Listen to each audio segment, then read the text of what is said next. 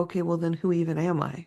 Yeah, and I think especially just because of what I was identified with as a classroom teacher, there was a lot of shame. There was a lot of guilt, Yeah. leaving my students, leaving my families. This idea that, I didn't fulfill my promise, or I was somehow leaving them lacking. And so it took a really long time, and I wasn't even leaving yet. I was still in the education space, and it took a really long time for me to feel like I still had a name and a voice in the education world that was valid, that was mine, and that was true. And I've gotten to a point now where I almost always will lead with, I'm a former educator because I am a teacher first and foremost. That is how my brain operates. It is where my heart comes from.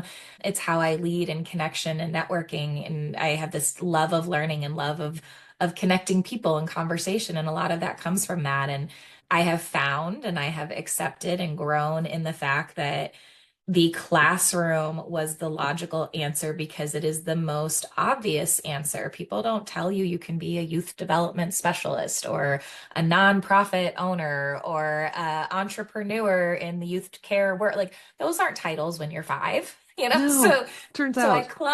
I clung to what made sense. And it's something I love to do with my nonprofit in my camp world is I love to introduce my youth to other careers because gosh, there are a lot of them, and we just don't know them all in elementary school and in middle school and high school and even college. And so, as I have gone through that identity crisis, and as I have circled back to being okay with how I identify as a teacher and who that is a part of me and where that's evolved, it's something I'm very passionate about putting out into the world because it is hard enough to go through it.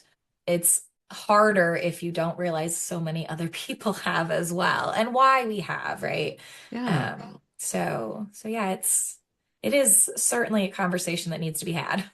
No, I love that because I mean, you've really continued your life of service. Mhm. And